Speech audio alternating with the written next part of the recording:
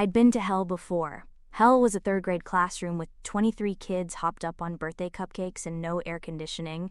Hell was discovering my car had a flat tire in a grocery store parking lot during a thunderstorm. Hell was having your hair in a full lather mid-shower, and the maintenance man at your apartment turns off the water to the entire complex. But this? Bethany's engagement party at the Magnolia Creek Country Club? This was a special kind of hell reserved for people who definitely deserved it, though I couldn't quite figure out what I'd done in a past life to earn this particular punishment. Samantha? Aunt Carol descended like a perfumed vulture, martini in one hand, pity in her eyes. There you are, sweetie. We saved you a seat at the singles table. Of course they did. The singles table was essentially a card table set up near the kitchen doors, decorated with what appeared to be leftover centerpieces from someone's garage sale. I recognized two of my second cousins, Bethany's weird friend from college who exclusively wore cat ears, and someone's grandfather who was definitely at the wrong party. Actually, Aunt Carol, I'm not. It's nothing to be ashamed of, honey. She patted my arm with the kind of sympathy usually reserved for terminal diagnoses. You're focused on your career. That's very modern, very, she searched for a word, brave. Brave. Like being 28 and single was equivalent to storming Normandy. I opened my mouth to respond, but Carol had already moved on, her voice carrying across the room. Everyone! Bethany and Chad have an announcement! My cousin Bethany, blonde, perfect, probably had never owned a pair of sweatpants in her life, stood up with her equally perfect fiancé Chad, who names their kid Chad. People who want him to grow up to sell luxury cars and wear too much cologne, apparently. Thank you all so much for coming. Bethany's voice had that breathless quality of someone who'd practiced this speech in the mirror.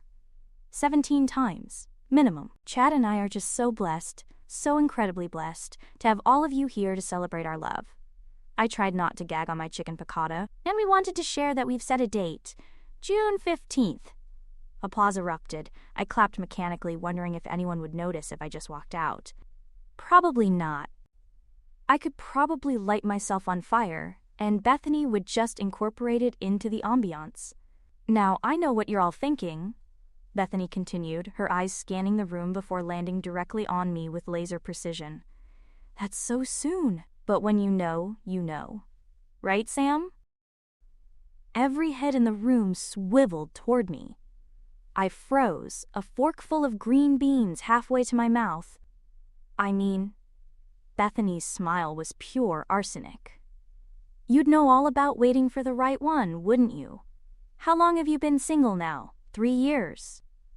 4. Aunt Carol helpfully supplied from across the room, my face heated. The singles table suddenly felt like a spotlight. Cat Ear Girl looked at me with sympathy. The confused grandfather offered me a mint, and I, who prided myself on being the rational one, the steady one, the one who thought things through before acting, opened my mouth and said, "Actually, I'm engaged." The room went silent. Even the confused grandfather looked surprised. My brain immediately started screaming, "What did you just do? Abort! Abort!" But my mouth, apparently on a suicide mission, kept going. Yeah. We wanted to keep it quiet. Private. He's very private. Bethany's perfectly microbladed eyebrows rose. You're engaged. Yep. You. That's what I said. Since when? Aunt Carol had materialized at my elbow like a particularly nosy ghost. 2 months ago? Where were these lies even coming from? I felt like a spectator in my own body. We met at a coffee shop. He's great, really great. What's his name? This from my mother, who had appeared on my other side. I was now effectively boxed in by curious relatives. My mind went blank. Completely blank. I knew names, I taught children, I knew lots of names. But apparently under pressure, my brain had decided to shut down all non-essential functions. Declan, I blurted. Where'd that come from? I didn't know any Declans. Declan Hartley. And what does Declan do? Bethany asked, her tone suggesting she smelled blood in the water. He owns a business, a motorcycle shop, custom bikes. My mother blinked. You're engaged to a biker? A motorcycle shop owner, I corrected. He's very successful and tall. Did I mention tall? I want to meet him, Aunt Carol announced. We all do. You should bring him to Sunday dinner this weekend. My stomach dropped to my shoes. Sunday dinner at Aunt Carol's in 3 days. He's actually really busy. Surely he can make time for family, my mother said, that edge in her voice that meant this wasn't a suggestion. Of course, I heard myself say. Sunday dinner. Perfect. He'll be there. Bethany smiled, and it reminded me of a shark. I can't wait to meet him. An hour later, I sat in my car in the country club parking lot, my forehead pressed against the steering wheel. Stupid, I muttered. So stupid. Why did I say that? Why do I do these things? My phone buzzed. A text from my best friend Jen, who'd skipped the party claiming a migraine but really just hating Bethany as much as I did. Jen. How bad was it? Sam. I told everyone I'm engaged. Jen to who? Sam. A fictional man named Declan who owns a motorcycle shop. Jen. Samantha Louise Pritchard. Sam. I know. Jen. What are you going to do? Sam. Fake my own death? Move to Canada? Join a convent? Jen. Nuns don't get engaged, Sam. Sam. Then I'll be the first. My phone rang. Jen, of course. Before you say anything, I started. I'm not going to yell, Jen said calmly. I'm just going to point out that you have 3 days to either produce a fiancé or admit you lied in front of your entire family. I'm aware. There are services, you know, like rent-a-date type things. I sat up straighter. Are there really? I mean, probably. Everything exists on the internet. You could probably hire someone to pretend to be your fiancé for one dinner. It was insane. Completely insane. But also possible? Send me links, I said. I'll pay someone if I have to. It's one dinner. How hard could it be? 20 minutes later, I sat cross-legged on my apartment floor, surrounded by my collection of Carlton-ware walking-wear egg cups. I found them soothing 47 tiny ceramic feet in various shoes, arranged on floating shelves around my living room. My friends thought I was crazy. My mother had stopped commenting on them around egg cup number 30. But they made me happy, these ridiculous little things. Each one had a personality. The red Mary Janes were cheerful, the black boots were tough, the yellow sneakers were sporty. I named them. All of them. This probably said something about my mental state, but I chose not to examine it too closely. Okay, Beatrice, I said to the blue high-heeled egg cup nearest me, I'm going to do something incredibly stupid. Beatrice, as expected, said nothing. I'd found 3 different websites for professional date services. All of them looked vaguely sketchy. One had a watermark from 2004. Another featured stock photos I recognized from a dental advertisement. The third one looked almost legitimate. Almost. It only listed a phone number, no email, no web form. What did one even say? I started a new text message and typed, "Hello, I need to rent a human being to pose as my fiancé. Would $200 cover it?" My phone buzzed, startling me enough that I jumped and my thumb hit the send button. Oh shit! The incoming text was from my mother. Mom, so excited to meet Declan on Sunday. What should I make? Does he have any dietary restrictions? My fingers moved across my phone before I could think better of it. Sam, he'll eat anything. Very easygoing. What was I doing? Why was I making this worse? Another buzz. Aunt Carol this time. Aunt Carol. I'm bringing my good china. An engagement is so exciting. Does Declan have family we should meet too? I dropped my phone like it had burned me. This is fine, I told the egg cups. Everything is fine. I'll just hire someone for a few hours, we'll have dinner, and then I'll say we broke up. Long distance didn't work out. Mutual decision. Very mature. My phone rang. Unknown number. I stared at it for 3 rings before answering. Hello? Yeah, hi. The voice was male, deep, and sounded confused. Did you just text me asking if I'd be a fake fiancé for $200? My blood went cold. What? I said, thinking I could play dumb. You texted this number. Said you needed someone to pretend to be engaged to you. Offered $200. I didn't. I looked down at my phone, pulling up my messages. Oh no. I had typed in the phone number from the 3rd website. But apparently, I'd fat-fingered it and texted a completely random person instead. I am so sorry, I said quickly. That was a mistake. Wrong number. Please delete that and forget you ever... Hold on, the voice said. Are you in some kind of trouble? Is someone making you do this?" "What? No! It's complicated. Because if you're being coerced or threatened." "I'm not being threatened by anyone except my own family and my inability to keep my mouth shut," I said. "I made up a fiancé to get out of being pitied at my cousin's engagement party, and now I have 3 days to produce an actual human being or admit I lied." Silence on the other end. "Okay," the voice said finally. "That's definitely a new one. I'm sorry I bothered you. I'll figure something else out." Wait, a pause. "What's your address?" "I'm not giving a strange man my address." "Fair point. Public place then, Magnolia Brew, just off 3rd Street. 20 minutes. "Why?" "Because I want to make sure you're not actually in trouble. And because I'm curious about what kind of person offers $200 to a random stranger for this. I should say no. I should hang up, block the number, and never think about this again." "Fine," I heard myself say. 20 minutes. I hung up and looked at my egg cups. "I know what you're thinking," I told them. "And you're right.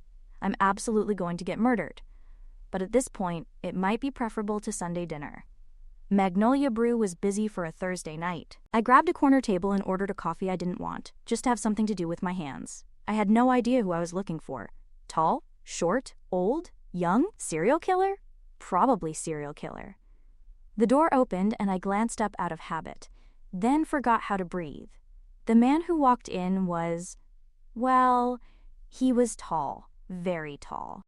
Broad shoulders, dark hair cut short, the kind of jawline that belonged in a cologne commercial. He wore jeans, boots, and a black t-shirt under a leather jacket that showed off arms that suggested he did things like lift motorcycles for fun. Which, given what I'd told my family, was ironic. He scanned the room, and when his eyes landed on me, I knew. Oh, hell. He walked over with the kind of controlled awareness that screamed military training. That way of walking that was somehow both relaxed and ready for anything. "Samantha?" he asked. His voice matched his face. Of course it did. "Sam?" I corrected automatically. You're the wrong number?" "Declan Hartley." He pulled out the chair across from me and sat down without asking. My brain short-circuited. "I'm sorry. What? What did you say your name is?" This was not possible. It couldn't be. "Declan Hartley." He leaned back in his chair, studying me with gray eyes that saw too much. "You have got to be kidding me," I said to the universe in general, and Declan tilted his head in questions. I felt like I was having a stroke. I made up a story about a fake fiancé. At the party, I just said a random name, and it was Declan Hartley. One dark eyebrow rose. "You randomly guessed my full name." "Apparently." We stared at each other. "That's," he started. "Insane?" I offered. "Impossible? A sign that I'm having a psychotic break?" I was going to say, interesting, but those work too. "Seriously, this couldn't get any stranger unless you told me you owned a motorcycle shop." The laugh that escaped my lips was almost hysterical. "As a matter of fact, I do," he said, his brows slightly furrowed as if he was trying to understand exactly what was going on. I felt the color drain from my face. There was absolutely no way in hell I could have made up a completely random fiancé, then that night actually text a man that matched my fake fiancé's description exactly. It was simply cosmically impossible, statistically improbable. And yet here we were, staring at each other across a coffee shop table. A waitress came by, and Deck ordered black coffee without looking at the menu. Of course he drank it black. He probably ate nails for breakfast too. "So," he said once the waitress left, "you want to explain the whole situation?" I did, haltingly, feeling more ridiculous with every word. "The engagement party," Bethany's pointed comments. My complete inability to keep my mouth shut. "The fictional fiancé." "Sunday dinner." Deck listened without interrupting, his expression unreadable. When I finished, he was quiet for a long moment. "That's the dumbest thing I've ever heard," he said finally. "I know. You couldn't just say you were dating someone?" "Apparently not." My brain went straight to engaged. "And now you need to produce a fiancé in 3 days." "Yes, for $200. I was desperate! Deck's mouth twitched. It might have been a smile. "What were you planning to do if I actually showed up expecting $200 to lie to your family?" I don't know, I hadn't thought that far ahead. Clearly. I bristled. Look, I said I was sorry. You don't have to be... I'll do it. I stopped mid-sentence. What? I'll be your fake fiancé for Sunday dinner. You? I blinked. Why? Deck shrugged. Because you're clearly in over your head.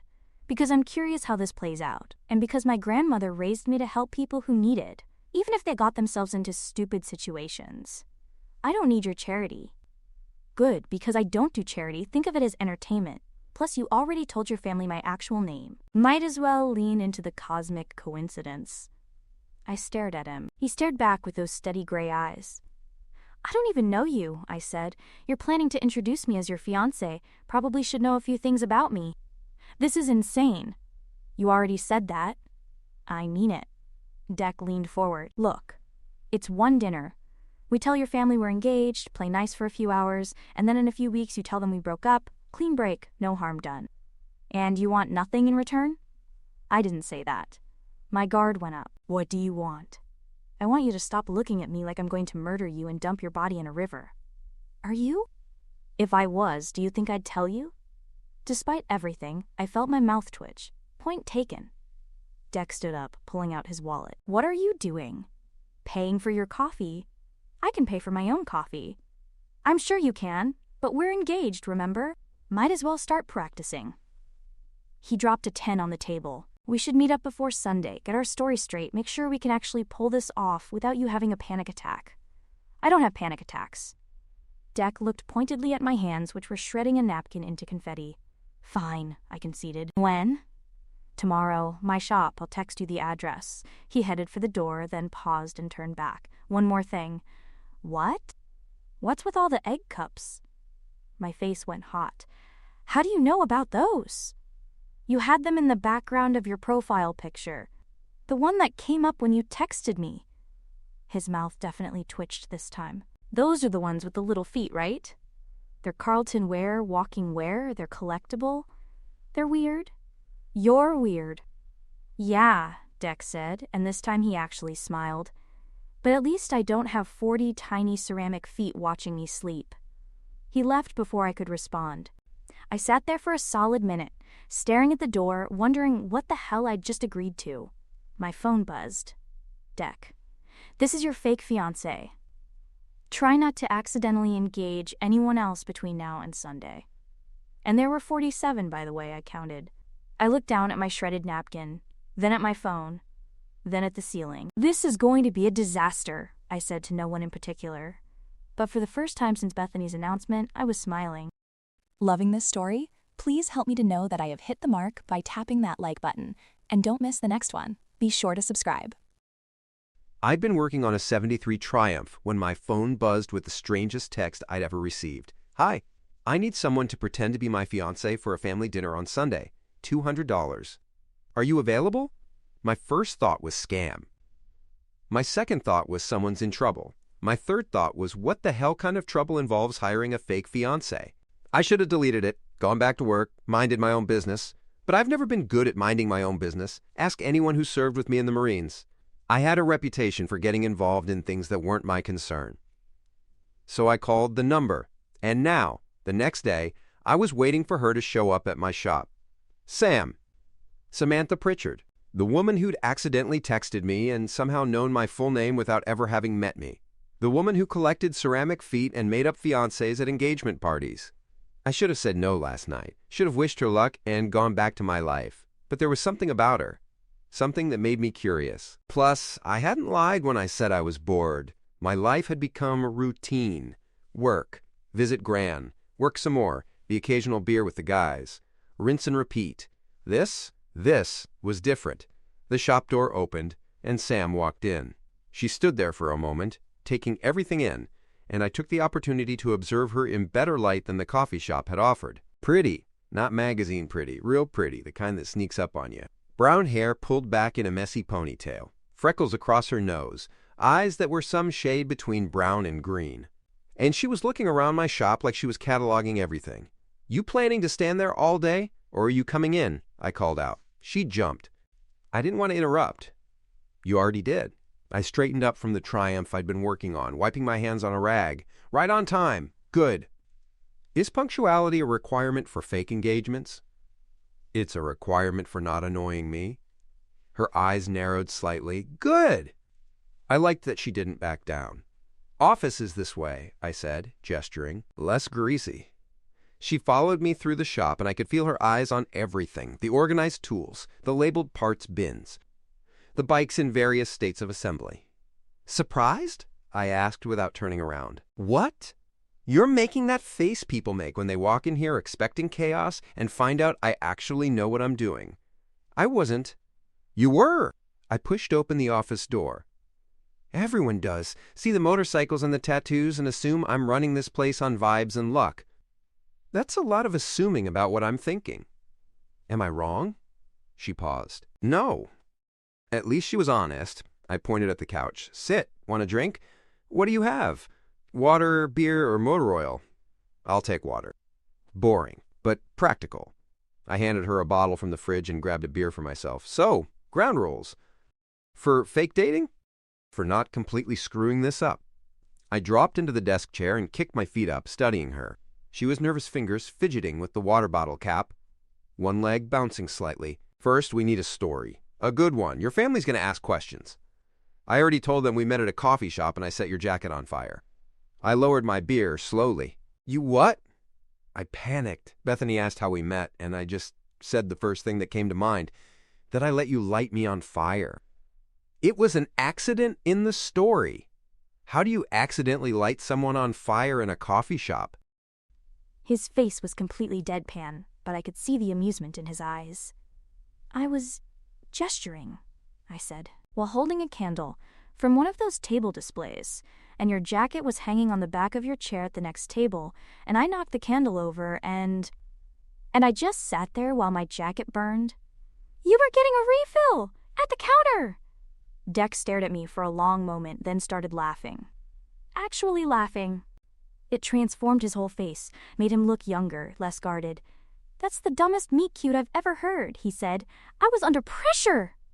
Clearly. He took a swig of his beer, still grinning. Okay, we'll work with it. So I'm at the coffee shop, getting a refill. You're at a table. There's a candle. You're doing what, teaching interpretive dance. I was explaining something to a friend. Aggressively. I'm an expressive person.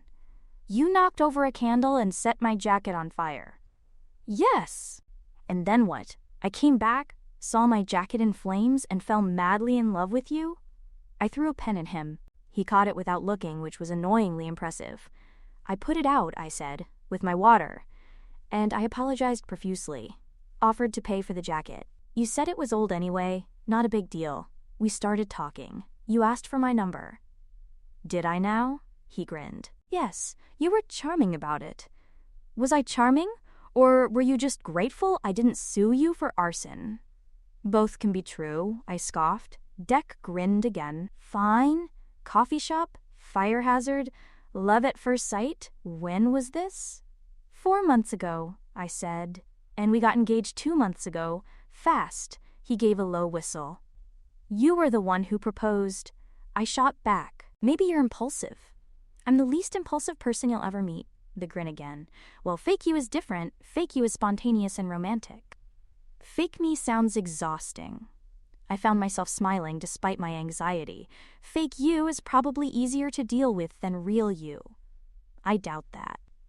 There was something in the way he said it, not mocking, just matter of fact, like he'd already decided this whole situation was worth the trouble. Deck set his beer down and pulled out his phone. We need to get our details straight. Favorite foods, hobbies, that kind of thing. Your family will definitely ask. For the next hour, we went through a rapid-fire exchange, and I had to admit Deck was good at this. Methodical. Thorough. He remembered everything I told him. What's my favorite color? He asked at one point. What? We're engaged. You should know my favorite color. I blinked. Blue? Gray. That's depressing. It's practical, doesn't show dirt or grease. Your favorite color is based on practicality? Your favorite color is probably something weird, like chartreuse. It's yellow, I said defensively, which is a perfectly normal color. For a highlighter. For sunshine and happiness. Same thing. I grabbed another pen to throw, and he plucked it out of the air just as easy as the first time. We need to practice, he said, standing up. Practice what? Being a couple. He crossed to where I sat on the couch. Your family's gonna expect us to be comfortable around each other. Can't have you flinching every time I touch you. I don't flinch. You flinched when I handed you the water bottle. That was surprise, not flinching. Uh-huh, he held out his hand. Stand up. She took my hand, and the contact lasted maybe half a second before she pulled away. See, I said, flinching. I'm not used to touching strangers. I'm not a stranger. I'm your fiancé, remember? I held out my hand again. Come on, we're going to practice. Practice holding hands? Practice being comfortable, unless you want your Aunt Carol to take one look at us and know something's up. She knew I had a point. I could see it in her face. Sam took my hand again, and this time she forced herself not to pull away immediately. Her hand was smaller than mine, softer. She had calluses on her fingertips, probably from art projects with her students. Her nails were painted a chipped yellow that matched her favorite color. I threaded our fingers together, keeping my movements slow and deliberate. Breathe, I said. I am breathing. You're holding your breath. She exhaled, and I felt some of the tension leave her shoulders. This is weird, she said. It's only weird because you're making it weird. You're the one who's making it weird by pointing out that it's weird. That sentence hurt my brain. Despite herself, she laughed, and just like that, the rest of the tension melted away. I started walking, pulling her with me in a slow circle around my office. See? Not so bad. We're walking in circles in your office. We're practicing. I stopped, turning to face her. Your family's going to expect us to stand close, like this. I stepped into her space, close enough that she had to tilt her head back to meet my eyes. Standing this close, I could smell whatever shampoo she used, something floral and clean. I could see the flecks of gold in her eyes. I could feel the warmth radiating from her, and I could see the exact moment her breath caught. This is, she trailed off, uncomfortable? Different? Different how? She couldn't seem to find an answer, and I knew I should step back, give her space, but I didn't move. We should practice other things, she said quickly, stepping back herself. I let her go. Like what? Like our engagement story, how you proposed. Right. The proposal. The completely fictional proposal. I proposed? I told my family you did? Very romantic, apparently. Apparently? I may have embellished. I crossed my arms, leaning back against my desk. What did you tell them? That you planned this whole elaborate thing, took me to the place where we first met, had them remake the table with the candle, got down on one knee, in a coffee shop. It's romantic. It's a health code violation waiting to happen. You're supposed to be spontaneous, romantic fake you, remember? Right. The guy who proposes in public places with fire hazards. I shook my head. What did I say? What? When I proposed, what were the actual words? She hadn't thought that far. Of course not. I don't know. Something romantic? Very specific. I was improvising! Clearly, I pulled out my phone. We need to write this down, every detail. Because I guarantee your family's going to ask, and we need to have the same story. We spent another 30 minutes hammering out the details, and I was meticulous about it. What time of day? Who else was there? What she was wearing? Wait, Sam said suddenly. Ring! I need a ring! I'm aware. Do you have one? Do I look like someone who just has engagement rings lying around? I don't know. Maybe you're secretly married. I'm not secretly married. How do I know that? Because if I was married, I wouldn't be agreeing to fake marry you for Sunday dinner. She conceded the point. So we need to get a ring. We need to get you a ring. Just you. What about you? I looked at her like she'd grown a second head. I don't get a ring until we're actually married, which we're not going to be. Oh, right, of course. Right. Just me. Just you. We'll go tomorrow. And speaking of tomorrow, I pulled my phone out again. How do you feel about motorcycles? Motorcycles? Yeah, I was thinking we could take a ride. Get you comfortable on the back of a bike before Sunday. Why would I need to be comfortable on a bike before Sunday? I grinned. Because we're showing up to your family dinner on my Harley. I stared at him. We're what? Showing up on my motorcycle to Sunday dinner? Deck, I've never been on a motorcycle in my life. I know. That's why we're practicing tomorrow. Why can't we just take your truck? Because showing up on a bike is going to make an impression. Plus, it'll give us a conversation starter. And he paused, that grin widening. It'll require you to wrap yourself around me and hold on tight, which is excellent practice for looking like a couple. My face went hot. You did not just say that. I did, and I'm not wrong. You're impossible. You keep saying that. Because it keeps being true. Deck pushed off from the desk and crossed to me. Look, your family thinks I own a motorcycle shop. They're going to expect me to actually ride motorcycles. Showing up on a bike isn't just for show. It's staying in character. Staying in character, I repeated weakly. Plus, he added, his voice dropping lower, you're going to have to trust me. Completely. Can't fake that kind of trust, Sam. Your family will notice. He had a point. A good point. An annoying point. Fine, I said. But if I die, I'm haunting you forever. Deal. Tomorrow, 10 a.m. Wear jeans and boots. And Sam? Yeah? You're gonna love it. You can't possibly know that. Wanna bet? No. Smart. He walked me to the door. Get some sleep. Tomorrow's gonna be interesting. We stood in the doorway, and I realized this was the part where normal people would hug or kiss or do something couple-like. We stood there awkwardly for a moment. We should probably... I started. Yeah. He leaned down, and my heart started racing, but Deck just pressed a kiss to my forehead, brief, gentle, completely chaste. But even that sent heat flooding through my entire body. Practice, he said, pulling back. Right, practice. See you tomorrow, Sam. See you tomorrow, Declan. I made it all the way to my car before my knees started shaking. That night, I sat on my living room floor with my egg cups, eating snickerdoodles I'd stress-baked and trying to process everything. I'm in trouble, I told Beatrice. Like, actual trouble. Beatrice, with her sensible blue heels, seemed to agree. My phone buzzed. Deck, stop overthinking it. Sam, how do you know I'm overthinking? Deck, because you're you. And it's what you do. Sam, we've known each other for 24 hours. You can't possibly know that. Deck, you reorganized my office supplies while we were talking. Twice. Sam, they were a mess. Deck, they were alphabetized. Sam, incorrectly. Deck, get some sleep. Tomorrow's going to be interesting. Sam, that's what people say before disasters. Deck. Exactly. Sleep tight, fiancé. I stared at my phone, at that last word, and felt something warm and terrifying settle in my chest. Tomorrow I was getting on a motorcycle.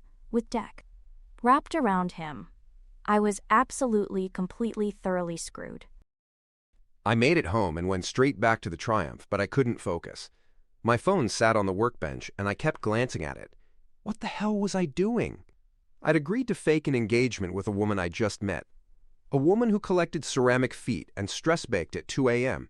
and apparently couldn't lie to save her life. A woman who, after 24 hours, I couldn't stop thinking about. This was a bad idea. But for the first time in years, I was looking forward to tomorrow. I picked up my phone and sent one more text. Deck. The egg cups are growing on me, by the way. Her response came immediately. Sam, liar. Deck. Okay, yeah. But I respect your commitment to the weird. Sam, that's the nicest thing anyone's ever said to me. Deck. Your standards are concerningly low. Sam, must be why I'm fake engaged to you. Deck. Touché. Sleep well, Sam. I set my phone down and looked at the Triumph. Tomorrow, we'd go ring shopping. Then I'd get Sam on the back of my bike, and I'd see if she could handle my world. Something told me she could.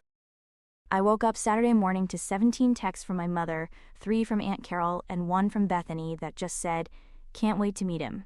And 1 from Deck, wear jeans, boots, and a jacket, picking you up at 10. I stared at that last text, my stomach doing nervous flips. Motorcycle. I was getting on a motorcycle today. I'd seen them, of course. Heard them rumbling down the street. But I'd never actually been on one. Never had a reason to. Now I was going to wrap myself around Deck and hold on tight. For practice. For the fake engagement. I needed to stop thinking about it. I pulled on jeans and my most sensible boots, then stared at my closet trying to decide on a jacket. Everything I owned was either too dressy or too flimsy. At 9:45, my doorbell rang. I opened it to find Deck standing there with 2 coffee cups and a leather jacket draped over his arm. Morning, he said, handing me a coffee. You ready? Define ready. Dressed, caffeinated, and not actively panicking. 1 out of 3 isn't bad. He grinned. Which one? I'm dressed. Progress. He held up the jacket. Put this on. It was leather, black, clearly expensive, and definitely not mine. Where did you get this? Bought it. For you. Dec, you can't just buy me a motorcycle jacket. I can, and I did. You need proper gear if you're going to be riding with me. He held it out. Try it on. I took it, feeling the weight of quality leather in my hands. It was beautiful, soft but sturdy, the kind of thing that probably cost more than my car payment. This is too much, I said. It's safety equipment, not negotiable. But, Sam, put on the jacket. There was something in his voice firm but not harsh, the voice of someone who wasn't going to budge. I put on the jacket. It fit perfectly, like it had been made for me. How did you know my size? I'm observant. He walked around me, checking the fit. Good, that'll work. Work for what? For keeping you safe, and for making sure you don't freeze. He tugged gently on the collar, adjusting it. Leather's the best protection if you go down. If I go... what? Relax, you're not going down. I'm very careful. His hands stilled on my shoulders. I wouldn't put you in danger, Sam. You know that, right? I looked up at him, at those steady gray eyes, and realized I did know that. Okay, I said. Okay? I trust you.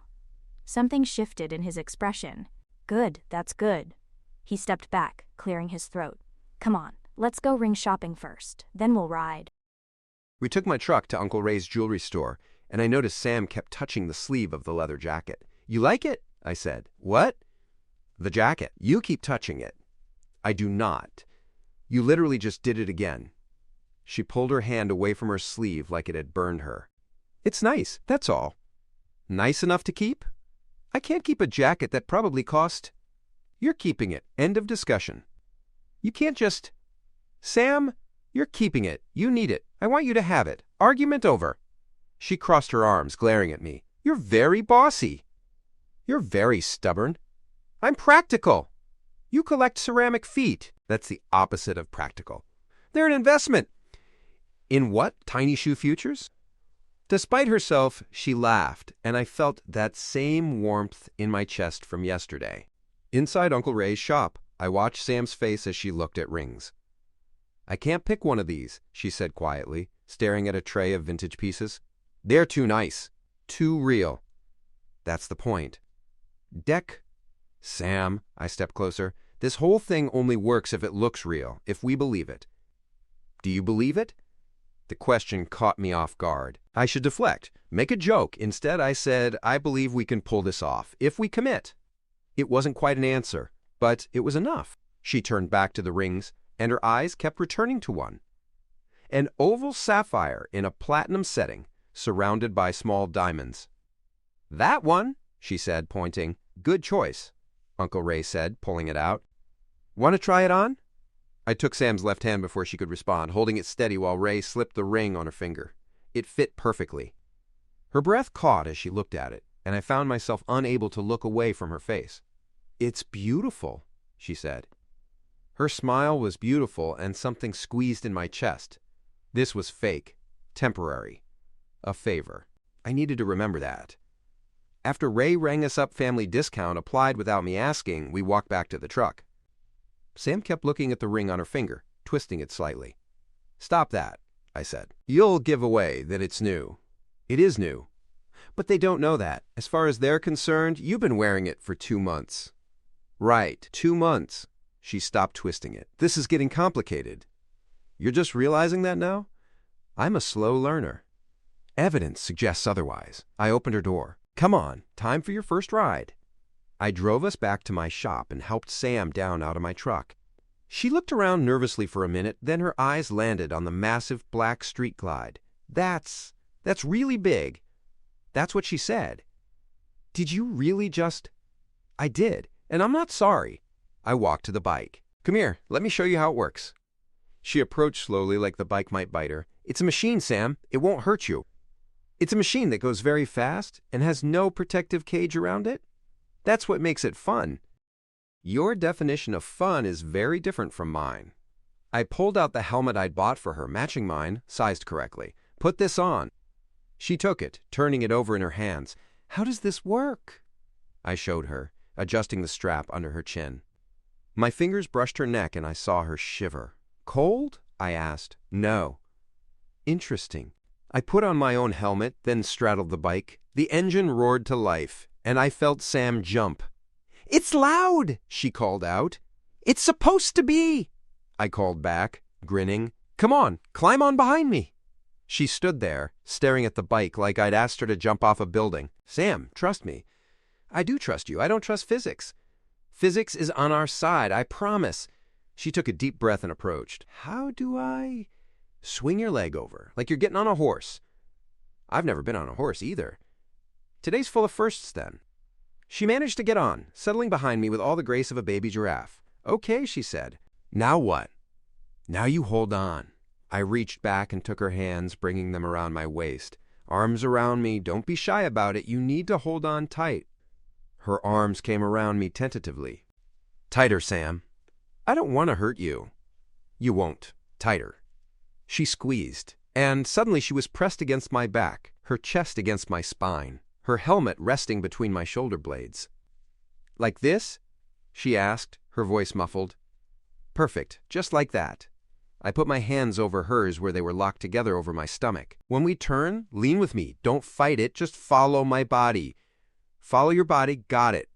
And if you need me to stop, tap my side twice, okay?" "Okay. You ready?" "No." "Good, neither am I." I grinned even though she couldn't see it. "Hold on tight, Sam." Oh, shit. The bike moved, and I immediately squeezed tighter, pressing myself against Deck's back like I was trying to become one with his spine. "You okay?" he called back. "Define okay." He laughed. I felt it vibrate through his back. And we pulled out of the parking spot. The first few minutes were terrifying. The world moved past us, the bike rumbled beneath us, and I was acutely aware that there was nothing between me and the pavement except Deck's driving skills. But then something shifted. Maybe it was the way Deck moved with the bike, confident and controlled. Maybe it was the steady rhythm of his breathing that I could feel against my cheek. Maybe it was the way his hand kept coming down to rest over mine, reassuring. Whatever it was, I started to relax, started to actually notice things besides my own terror. The wind rushing past, the freedom of it, the way Deck's muscles moved under my hands as he worked the bike, the way this felt kind of amazing. "Patter," Deck called back as we stopped at a red light. "I'm not crying, so that's progress." "High standards, I like it." The light turned green, and we were moving again. This time, I let myself actually experience it, the speed, the lean as we turned. The way I had to move with Deck, follow his body, trust his lead. It was intimate in a way I hadn't expected, more intimate than holding hands or standing close. This required complete trust, complete surrender to his control. And I was surprised to find I didn't mind. By the time we pulled back into the shop's parking lot, I was grinning like an idiot inside my helmet. Deck killed the engine and looked back at me. "Still alive?" "Unfortunately for you, yes." "Unfortunately? Can't haunt you if I'm still breathing." He laughed and helped me off the bike. My legs were shaky, partly from adrenaline, partly from the vibration of the engine. "Verdict?" he asked, pulling off his helmet. I took off mine, and I knew my hair was a disaster, but I didn't care. That was, I trailed off, trying to find the right word. Terrifying? Amazing. Deck's eyebrows rose. Yeah? Yeah. Can we go again?" "Now you're talking." He checked his watch. "We've got time? Want to go faster?"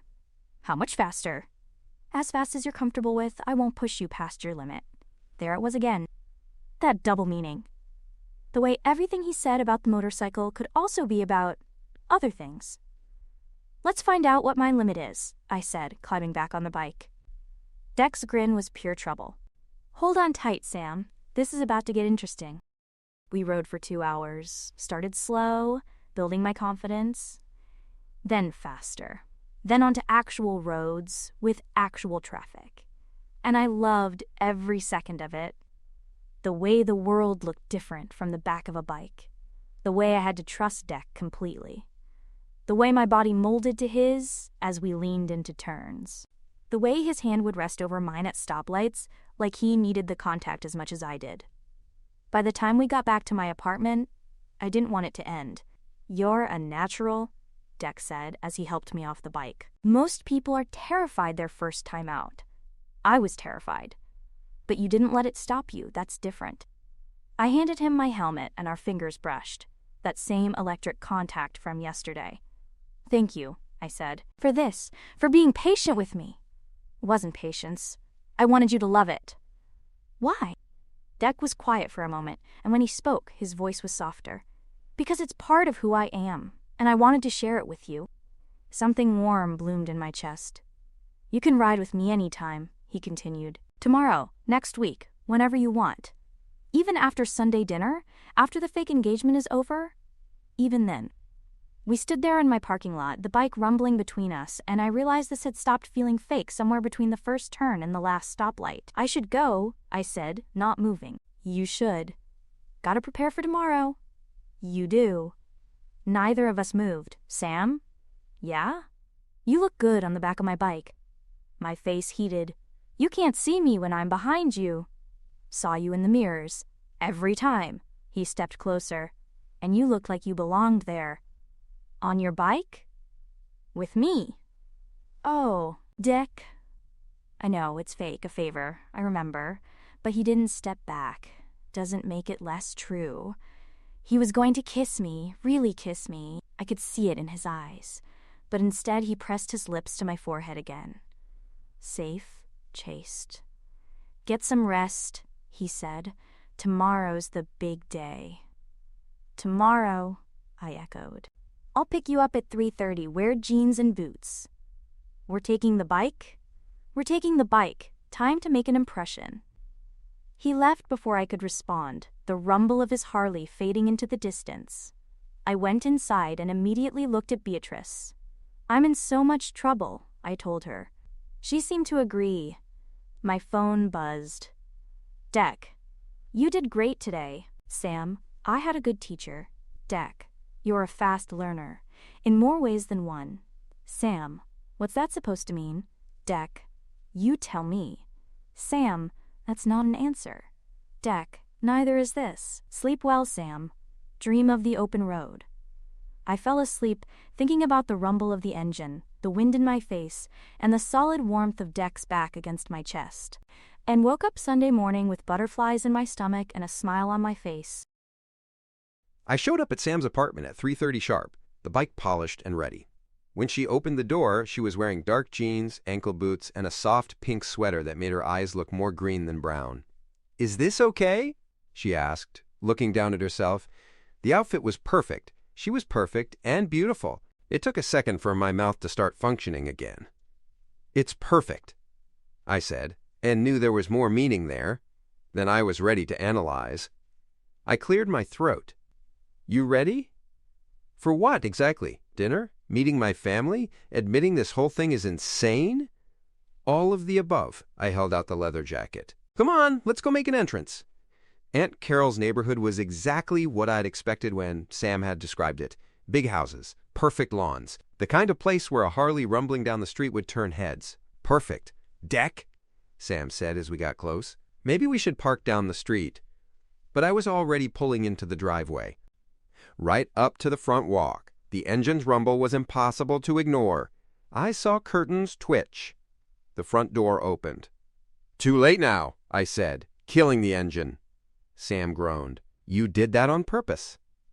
"Absolutely." I swung off the bike and turned to help her. "Come on, time to meet the family." I pulled off my helmet and helped Sam with hers. Her hair was adorably messed up, her cheeks pink from the wind. She looked beautiful. "Samantha Louise Pritchard," a woman's voice called from the porch. "Is that you on a motorcycle?" "Hi, Mom," Sam said weakly. By now half the family had materialized. I saw Aunt Carol clutching her pearls. Sam's father was grinning. And a blonde woman who had to be Bethany looked torn between impressed and horrified. "You brought my daughter here on a motorcycle," Margaret said. "Yes, ma'am," I replied, keeping my voice respectful. "Seemed like a nice day for a ride." "She could have fallen off." "No, ma'am, I'm very careful. Sam was perfectly safe. Weren't you, Sam?" Sam looked at me, and I saw the flash of amusement in her eyes. Very safe, she confirmed. Dec's an excellent rider. I bet he is, someone muttered. Probably one of the uncles. Sam's father came down from the porch, circling the bike with an appreciative eye. This is a beauty. Street glide? Yes, sir. 2019. Custom exhaust, some engine modifications. Bet she moves. When I let her, but not with Sam on the back. Safety first. He studied me for a moment, then grinned. I like him. Any man who shows up to Sunday dinner on a Harley is all right in my book. Robert, Margaret protested, but she was smiling. I helped Sam out of the leather jacket, and yeah, we definitely had everyone's attention now. You did that on purpose, Sam muttered. Told you, making an impression. My mother almost had a heart attack. Your father loved it. You're impossible. You mentioned that multiple times. I took her hand. Come on, let's go face the music. As we walked toward the house, I leaned down to whisper in her ear. By the way, you looked amazing on the back of my bike. You couldn't even see me. Mirrors, Sam. Remember, I have mirrors. She shivered, and I grinned. Yeah, this was going to be fun. The entrance worked exactly as Dec had intended. Within 5 minutes of arriving, every man at the party wanted to talk to Dec about the motorcycle. My uncles asked about specs. My male cousins wanted to know about custom work. My father was already planning a visit to Dec's shop, and Dec handled it all with easy confidence, answering questions, making jokes, completely at ease. He's very good at this, Bethany said, appearing at my elbow with a glass of wine. At what? At making everyone love him. It's actually impressive. I watched Dec laugh at something my Uncle Bob said and felt that warm feeling in my chest again. Yeah, I said, he is. Let me see the ring, Bethany demanded, grabbing my hand before I could protest. She examined the sapphire with an expert eye. This is real. Of course it's real. I mean really real. This is expensive, Sam. Like really expensive. He wanted something special. Clearly, Bethany looked at me. You know, when you first told us about him, I didn't believe you. My heart stopped. What? But seeing you two together, the way he looks at you, the way you look at him, she smiled. I believe you now. Relief flooded through me. Thanks, Bethany. Don't thank me. Just be happy, you deserve it. Coming from Bethany, that was practically a declaration of love. Before I could respond, Aunt Carol's voice cut through the noise. Everyone, dinner's ready. Dinner was exactly as chaotic as I'd expected. Too much food, too many people, too many questions. But I handled it, complimented the cooking, asked about people's lives, laughed at bad jokes. And every so often, I'd reach over and take Sam's hand, or rest my hand on her knee under the table, or lean in to whisper something that made her laugh. None of it felt forced. It all felt right, which was becoming a problem. So, Declan, Bethany said during dessert, tell us about the proposal. The room went quiet. Sam's hand found mine under the table and squeezed. Well, I said, I knew pretty early on that I wanted to marry Sam. After the jacket incident? Someone asked. After the jacket incident? I confirmed. She was so apologetic, kept trying to give me money for a new one, and I just remember thinking, this woman set me on fire and she's worried about my jacket. The room laughed, but I wanted the proposal to be special, so I went back to that coffee shop, talked to the owner, convinced him to let me set up the same table she'd been sitting on that first day. Even had them put out the candle, Sam added, playing her part perfectly. Even had the candle. Probably a fire hazard. I grinned. But I wanted it to be perfect. What did you say? Margaret asked, already tearing up. I looked at Sam, really looked at her, and the words came easily. I told her that from the moment I met her, my life had been brighter. More chaotic, definitely. The room laughed. But brighter. And I said that I wanted to spend the rest of my life making sure she never had to apologize for being exactly who she is. The room collectively sighed, and I realized I'd meant every word. And what did you say, Sam? Aunt Carol asked. I said yes, Sam managed, her eyes shining. Obviously. Obviously, I echoed, unable to look away from her face. After dinner, Sam's father pulled me aside on the back porch. So, motorcycles. Yes, sir. You serious about my daughter? I met his eyes. Yes, sir. Very serious. Good. He handed me a beer. Because she's already looking at you like you hung the moon. And if you hurt her, I don't care how nice your bike is. I'll make your life very difficult. Understood, sir. Call me Robert. Robert. Now, about that bike, think I could get a ride sometime? I grinned. Anytime. Later, while the women were in the kitchen cleaning up, Bethany cornered me. Okay, spill. Spill what? The truth? About Declan? About all of this? My heart started pounding. What do you mean? I mean, I saw the way you two looked at each other during that proposal story. That wasn't acting, Sam. I don't know what you're... Don't lie, you're terrible at it. Bethany crossed her arms. So what's the real story? I couldn't keep lying to her. Not after she'd been surprisingly supportive all day. Can we talk somewhere private? I asked. We ended up in Aunt Carol's study, and I took a deep breath. We didn't meet at a coffee shop. I know. You do.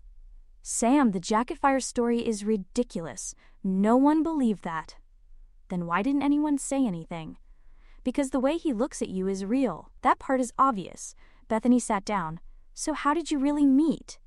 I told her. All of it. The accidental text.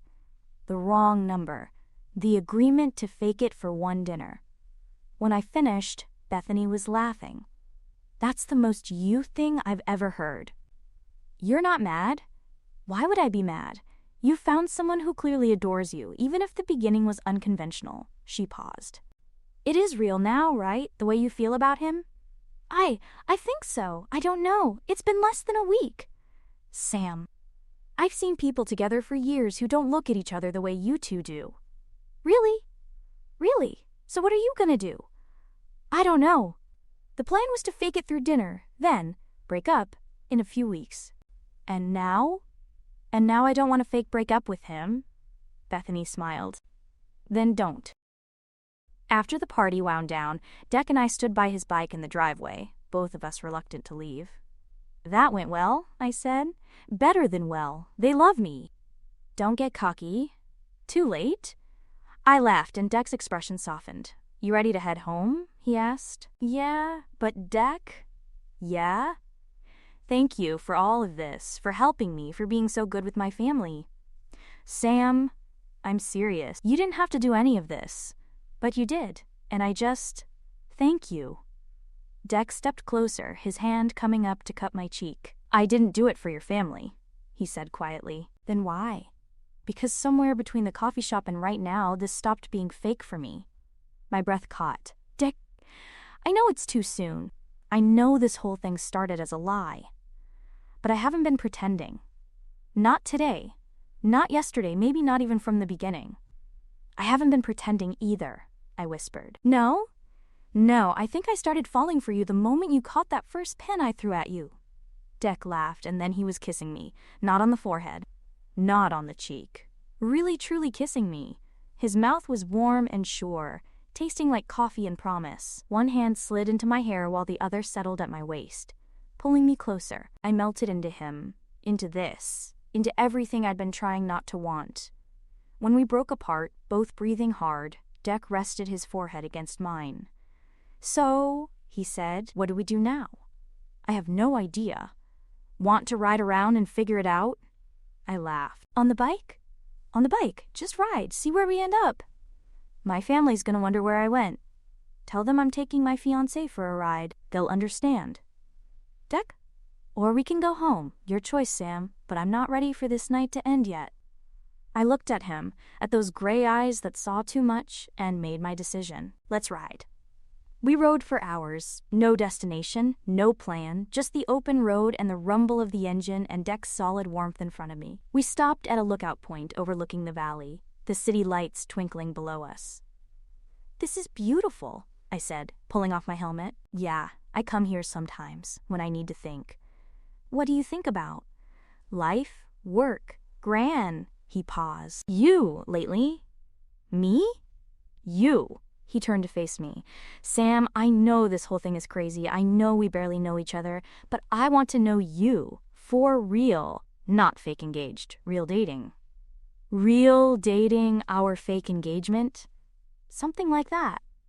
I thought about it. About the risk. About how fast this was moving.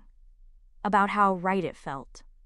Okay, I said. Yeah, let's try it. Real dating, see where it goes. Dec's grin was brilliant. You won't regret it. You can't possibly know that. Watch me prove it.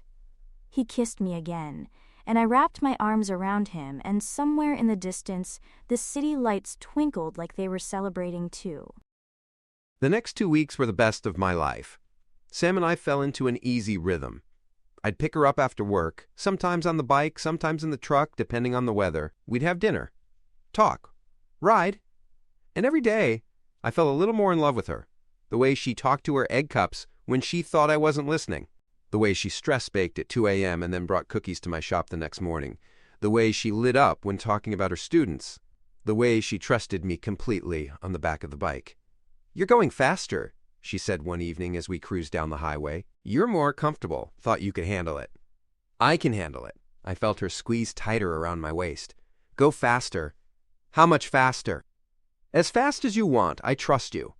Those 3 words hit me harder than they should have. I opened up the throttle, and Sam's laugh echoed in my helmet. Yeah, I was in deep, but Aunt Carol's engagement party loomed on the horizon. A party for our fake engagement. That was now real, but that no one knew was real. Except it had started fake. My head hurt just thinking about it. "We should tell them," Sam said one night at my place. We were sprawled on my couch, her feet in my lap while I worked on sketches for a custom bike. Tell them what? The truth about how we really met. I set down my pencil. Why? Because we can't keep lying to them. We're not lying. We really are together. But the beginning. Sam. I turned to face her fully. What do you think happens if you tell them? I don't know. They'll probably be mad or hurt. Or they'll question whether this is real, whether we're real. Aren't you tired of the pretense? What pretense? I'm not pretending anymore. I took her hand. Everything between us is real. The only fake part was the beginning. And honestly, I'm starting to think even that was meant to happen. How can you say that? Because, I stood up, needing to move. You accidentally texted me, somehow knew my full name, knew that I owned a bike shop. That's not a coincidence, Sam. That's fate or destiny or whatever you want to call it. You don't seem like the type of guy who believes in fate. I didn't, until I met you. She stared at me, eyes wide. I love you, I said, the words tumbling out before I could stop them. I know it's too soon. I know this whole thing is insane. But I love you, and I don't want to pretend anymore that I don't. He loved me, Dec loved me. I should probably be freaking out. We'd known each other for 2 weeks. This was moving too fast. But all I felt was relief. And joy. And that same warm certainty I'd felt on the back of his bike. Say something, Dec said. I love you too. You do? Of course I do. How could I not? You bought me a motorcycle jacket, taught me to ride, charmed my entire family, and you haven't run away screaming from my egg cup collection. He laughed. Those are your criteria for love? They're pretty solid criteria. Dec crossed the room in 2 strides and kissed me, and I kissed him back, pouring every ounce of feeling into it. When we broke apart, I was breathless. So what do we do now? I asked. Now, we figure out what to do about Saturday. Right. The engagement party. The party Aunt Carol was throwing for our fake engagement. We could tell them, I said.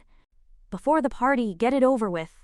Or we could just enjoy the party, let them celebrate us, and deal with the origin story later. Later, when? When it doesn't matter anymore. When they see how good we are together and realize the beginning doesn't change the ending. I thought about it. You really think they won't care? I think they'll care more about seeing you happy than about how we met. You're very optimistic for someone who fixes motorcycles for a living. You're very pessimistic for someone who teaches 8-year-olds. Occupational hazard. 3rd graders teach you to expect chaos. I like chaos. It's how we met, remember? Despite everything, I smiled. Fine, we'll wait. Enjoy the party. Tell them later. Thank you. But Dec? Yeah? Eventually, we're going to have to tell them the truth. I know. And we will. Together. The engagement party was Saturday night. I spent all day Friday stress baking and trying not to panic. My phone rang. Des. Stop baking, he said. How do you know I'm baking? Because you're you, and it's what you do when you're anxious. I'm not anxious. Sam, how many batches have you made? I looked at my kitchen counter, covered in cookies. 5. Shit, okay, I'm coming over. You don't have to. Too late, already on my bike. He showed up 20 minutes later with takeout and a determined expression. You're going to eat actual food, he said, and then we're going for a ride to clear your head. Deck, it's almost dark. So, you've ridden at night before? Once. For like 10 minutes. Tonight, we're doing a proper night ride. It'll help. He was right. It did help. There was something magical about riding at night. The way the world looked different. The way the city lights blurred past. The way I had to trust Deck completely because I couldn't see what was ahead. We ended up at the same lookout point as before. The city spread below us like a blanket of stars.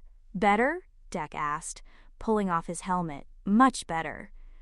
Good. He settled onto the bike, pulling me to stand between his legs. Talk to me. What's got you so anxious? Everything. The party, the lie, the fact that everyone's going to be celebrating something that started as complete fiction. But it's not fiction now. I know, but it feels wrong somehow, like we're lying by omission. Deck was quiet for a moment, his hands resting on my hips. You want to tell them tomorrow? He asked. At the party? Would you be okay with that? I'd be okay with whatever you need to do. This is your family, Sam. Your call. I thought about it. Really thought about it. I want to tell them? I said finally. Get it over with. Start fresh. Okay, then that's what we'll do. You're not mad? Why would I be mad? Because it might make things messy. They might not believe the real part is real. Then we'll prove it to them. Deck pulled me closer, his forehead resting against my stomach. I'm not worried, Sam. We know what we have. That's all that matters. I ran my fingers through his hair, feeling that same certainty wash over me. I love you, I said. I love you too. He looked up at me, those gray eyes serious. And tomorrow we're going to tell your family the truth. Together. Together. Now come on, let's ride some more. Work out the rest of those nerves. How much more riding? As much as you can handle. There was that double meaning again, the one that made my stomach flip and my pulse race. I can handle a lot more than you think, I said.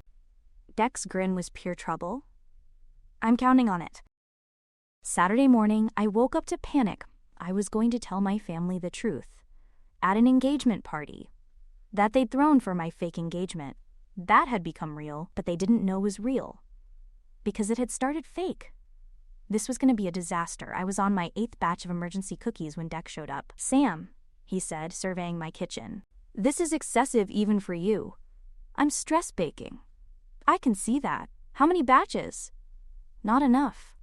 He crossed the kitchen and pulled me into his arms. It's gonna be okay. You can't know that. I can, and I do. Your family loves you, they're gonna be fine with this. Or they're going to think the whole thing is a lie and that we're not really together. Then we show them we are. He tilted my chin up. Sam, look at me. We've got this. Together? Together. We showed up at Aunt Carol's house at 6 p.m. On the bike, of course. Because if we were going to confess to an elaborate deception, we might as well look good doing it. The party was already in full swing when we arrived. Decorations everywhere, champagne flowing, a photo booth set up in the corner with props.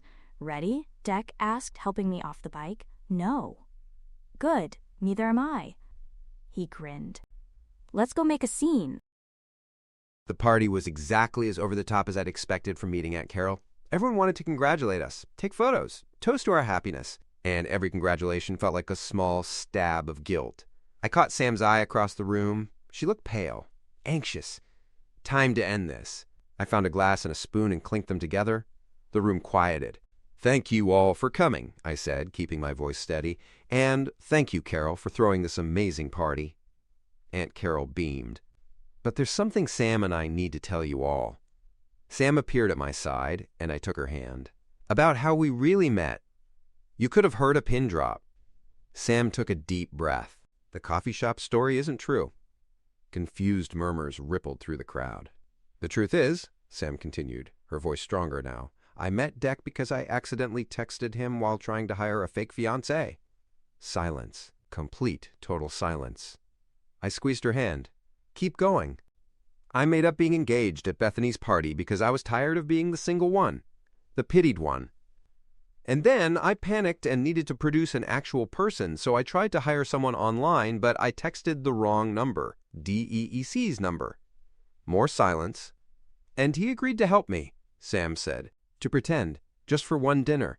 But then, it became real. I finished. Somewhere between that first coffee and right now, we fell in love. For real. And I know we lied about how we met, and I'm sorry for that. But everything between us now, that's genuine. Sam looked up at me. I love him, he loves me, and we wanted you all to know the truth before we went any further. The silence stretched. Then Sam's father started laughing. That's the most Samantha thing I've ever heard, he said. And just like that, the tension broke. Only you would accidentally text a stranger and actually fall in love with him, her mother said. But she was smiling. This is better than the coffee shop story, Aunt Carol declared. Much more romantic. Wait, Uncle Bob said. So the jacket fire never happened? Never happened, I confirmed. Damn, I like that story. People started laughing, talking. The party resumed like we hadn't just confessed to an elaborate deception. Sam and I stood there, stunned. That's it? Sam said. They're just okay with it? Bethany appeared at her elbow. Told you they would be. You knew? I figured it out at Sunday dinner, and I figured they'd all figure it out eventually too, but it didn't matter. Because the way you two look at each other is real. Margaret came over and pulled Sam into a hug. Honey, we knew you were lying about the coffee shop. You did? Of course. You're a terrible liar. Always have been. Then why didn't you say anything? Because you looked happy, and Deck is wonderful, and we figured you'd tell us when you were ready, she smiled. We just didn't expect it to be at your engagement party. After Margaret walked away, I pulled Sam close. See? I said. Told you it would be fine. You were right. Want to get that in writing? Don't push your luck. I kissed her, right there in the middle of Aunt Carol's living room, and I didn't care who saw. When we broke apart, Sam was smiling. So what now? She asked. Now we enjoy the party, dance, eat too much cake, and later we go for a ride. A ride? A ride. Just us. The open road. No lies. No pretense. Just us. Just us. Later that night, after the party wound down and we'd said our goodbyes, I took Sam on the longest ride we'd done yet. Out of the city, into the hills, under stars so bright they looked fake. We stopped at a clearing I'd found years ago, back when I first started riding. This is beautiful, Sam said, pulling off her helmet. Yeah, I wanted to show you. Why here? Why tonight? I climbed off the bike and pulled her to stand between my legs again, the same position as before, because tonight we stopped lying. To your family, to ourselves, and I wanted to bring you somewhere real, somewhere that matters to me. I love you, Sam. For real. No more pretending, no more fake anything. I love you too. And I want to do this right, from here on out, real dates, real relationship. Maybe someday, even a real engagement. Her breath caught. A real engagement? Not now, not yet, we're still too new. I tucked a strand of hair behind her ear. But someday, when we're ready, when it's right. I'd like that. Yeah? Yeah. I kissed her under the stars, and it felt like a promise, a beginning, the real beginning. Not a wrong number text, or a desperate lie, or a fake fiancé. But two people who'd found each other against all odds and decided to hold on tight. 3 months later, I stood in Deck's shop after hours, watching him work on a vintage Harley. We'd settled into a comfortable rhythm. Real dating, no more lies, just us. And it was perfect. You're staring, Deck said without looking up. I'm admiring. Same thing. Not at all. Admiring is sophisticated. Staring is creepy. You're definitely creeping. I threw a shop rag at him. He caught it. You have to stop throwing things at me, he said. You have to stop being so catchable. Is that a word? It is now. Deck set down his wrench and crossed to me, pulling me close. You know what today is? Saturday? It's been exactly 3 months since we told your family the truth. Has it really been that long? It has, and I think we should celebrate. Celebrate how? Take a ride? I want to show you something. 20 minutes later, we pulled up to the care facility where Deck's grandmother lived. We're visiting Gran? I asked. We are. She's having a good day. Wanted to see you. Inside, Dorothy was in the common room, looking more alert than I'd seen her in weeks. Declan! Sam! She stood up, pulling us both into hugs. I'm so glad you came. We wouldn't miss it, Gran. Sit, tell me everything. We talked for an hour. Gran was sharp today, asking about my students and Dec's work, sharing stories about Dec as a child. You're good for him, Gran said eventually, looking at me with those shrewd eyes. He smiles more now, laughs more. He's good for me too, I said honestly. When are you getting married? Dec and I exchanged glances. We're taking our time, Gran, Dec said gently. Time, Dorothy scoffed. Time is the one thing you don't have enough of. Trust me on that. Yes, ma'am. If you love her, and I can see you do, marry her. Don't wait for the perfect moment. They don't exist. After the visit, Dec and I sat in the gazebo outside. She's right, I said. About what? Perfect moments. They don't exist. We just have to make our own. Dec turned to me, and there was something in his expression that made my heart race. Sam? Don't, I said quickly. If you're about to do what I think you're about to do, don't. Why not? Because we talked about this, about waiting, about doing things right. We have been doing things right for 3 months, and every day I'm more sure. Dec. He got down on one knee. Declan Hartley, don't you dare! He pulled out a small box and opened it. Inside was a simple platinum band, the perfect match to my sapphire engagement ring. Wait, my engagement ring. The one I was still wearing because we'd never discussed taking it off. I know we said we'd wait, Dec said. I know this is fast. But Gran's right. Perfect moments don't exist. We make them. And I want to make a lifetime of moments with you. Sam was staring at me like I'd lost my mind. Maybe I had. You're already wearing the ring, I said. We already told your family we're engaged. The only difference is that this time, it's real. Completely, totally real. Destinka? I love you, Sam. I loved you when you accidentally texted me. I loved you when you threw that first pen at me. I loved you the first time you climbed on my bike and trusted me completely. And I'll love you for the rest of my life if you'll let me. We've only known each other for 3 months. I know, and if that's too fast, I'll wait. I'll ask again in 6 months. Or a year. Or whenever you're ready. But I wanted you to know that I'm ready. I've been ready since that first ride. Sam was crying now, silent tears streaming down her face. So what do you say? I asked. Want to make this fake engagement into a real one? She laughed through her tears. You're insane. Probably. This is crazy, she breathed. The best things usually are. My family's going to say they knew all along. Probably, I said. You're very sure of yourself. She was grinning now. I'm sure of us. Sam looked at me for a long moment, and I saw everything I needed to see in her eyes. Yes, she said. Yes, obviously yes. I stood up and kissed her, and somewhere behind us I heard Gran clapping through the window. When we broke apart, Sam was laughing. We're really doing this? She asked. We really are. When? Whenever you want. Tomorrow, next month, next year, your call. She thought about it. 1 month. 1 month. 1 month. Small ceremony. Just the people who matter. Your family's going to freak out. They'll get over it. Sam, Dec, I've spent my whole life waiting for the right moment, the right time, the right everything.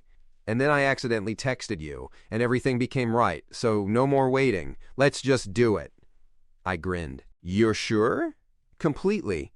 Then let's go tell your family. 1 month later, the park was perfect. Simple white chairs, paper flowers for my students, Dec's Marines buddies providing security, and Dec, standing at the gazebo in a dark suit, looking at me like I hung the moon. I walked down the aisle on my father's arm, wearing the simple lace dress I'd found at a vintage shop, and I'd never been more sure of anything in my life. Hi, I said when I reached him. Hi yourself. The ceremony was short and sweet. When it came time for vows, Dec went first. Sam, I'm not good with words, but here's what I know. You're the most chaotic, wonderful person I've ever met. You collect ceramic feet. You stress bake at 2 a.m. You throw things at me when I annoy you. Everyone laughed, but you're also brave and kind. And you trust me completely even when it terrifies you. You got on the back of my bike when you were scared. You told your family the truth when it would have been easier to lie. And you said yes when I asked you to spend forever with me. He paused, his voice rough with emotion. I didn't know I was looking for you until I found you, and now I can't imagine my life without you. So I promise to love you, to keep you safe, to buy you egg cups even when we run out of space, to take you riding whenever you want, and to never, ever let you text the wrong number again." The crowd laughed through their tears. My turn. "Dec," I said. "I wrote vows, but standing here looking at you, all I can think is that I'm the luckiest person alive, because I made a mistake, a huge, ridiculous mistake, and somehow that mistake led me to you." "Best mistake ever," he said, and everyone laughed. "You taught me to be brave, to trust, to hold on tight and enjoy the ride, even when I'm scared. And you loved all my weird parts when I was sure no one ever would." I took a shaky breath. "So I promised to love you back, to be your partner, to laugh at your terrible jokes, to get on the back of your bike whenever you ask, and to spend the rest of my life being grateful for wrong numbers and cosmic coincidences and men who answered desperate texts from strangers." We exchanged rings. She finally got to put a wedding band on my finger. "By the power vested in me," the officiant said, "I now pronounce you husband and wife. You may kiss your bride." I pulled Sam close and kissed her, deep and thorough and full of promise. When we broke apart, everyone was cheering. "Ready?" I asked. "For what?" "The rest of our lives." "So ready." 6 months later, I walked into my classroom to find a package on my desk. Inside was a single Carlton Wear egg cup bright red sneakers with white laces. The note read, "Found this at an estate sale. Thought you'd appreciate it. Love, your husband." I smiled and texted him immediately. "Sam, another one? We're out of shelf space. Dec? Then we'll build more shelves." "Sam, we're not building more shelves." "Dec, yes we are. Already bought the wood." "Sam, you're impossible." "Dec, you like impossible." "Sam, I love impossible." "Dec, I love you too. See you tonight? Wear your riding gear." "Sam, where are we going?" "Dec, wherever the road takes us." "Sam, that's still not an answer." "Dec, it's the only answer that matters." I set down my phone and looked at my students filing in. "Good morning, everyone." "Good morning, Mrs. Hartley." Mrs. Hartley, I'd never get tired of hearing that. That night, I waited outside Sam's school on my bike, helmet in hand. When she came out, she was smiling. "You know the kids go crazy when you show up like this," she said. "I know. You do it on purpose." "Maybe." "You're terrible. You love it." She climbed on behind me, wrapping her arms around my waist like she'd been doing it her whole life. "Where to tonight?" she asked. "I was thinking that lookout point, the one where I first told you I loved you." Sentimental. "For my wife? Always." We rode through the city as the sun set, painting the sky in shades of orange and pink. And I thought about how a single wrong number text had changed everything, how Sam's desperate lie had become the truest thing in my life, how teaching her to ride had taught me to love. "Dec?" Sam's voice in my helmet. "Yeah?" "Go faster." I grinned and opened up the throttle. Because that was Sam, brave and trusting and always ready for more. My wife, my partner, my best mistake. And as we rode into the sunset, I knew with absolute certainty. Sometimes the best things in life come from wrong numbers. You just have to be brave enough to answer. And hold on tight for the ride. And this is where our story ends for today. If you enjoyed tagging along for this journey, do me a huge favor. Hit that like button. It tells the algorithm that this story is worth sharing, and it lets me know to create more content like this. If you want to make sure you don't miss the next chapter, subscribe and ring that bell. I've got more stories lined up that you definitely won't want to miss. Thanks for listening, and I'll see you in the next one.